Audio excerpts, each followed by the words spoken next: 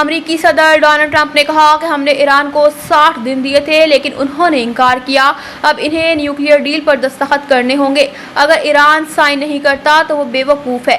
امریکی صدر نے G7 اجلاس کے موقع پر میڈیا سے گفتگو میں ایران کو دھمکی دیتے ہوئے کہا کہ تہران کو مذاکرات میں دوبارہ شامل ہونا ہوگا اس سے پہلے کہ بہت دیر ہو جائے۔ یہ دونوں فریقین کے لیے تکلیف دہ ہوگا۔ ایران یہ جنگ نہیں جیت رہا، انہیں بات کرنی چاہیے۔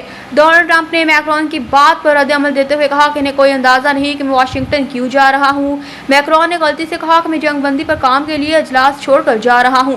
صدر ٹرمپ کا کہنا تھا کہ G7 دورہ مختصر کرنے کا اسرائیل ایران جنگ بندی سے کوئی تعلق نہیں۔ G7 دورہ مختصر کرنے کی وجہ جنگ بندی سے کہیں بڑی ہے۔ دوسری جانب پینٹاگون چیف نے واضح کیا کہ امریکہ چوکس اور تیار ہے، مشرقی وسط میں اپنے اثاثوں کی حفاظت کرے گا۔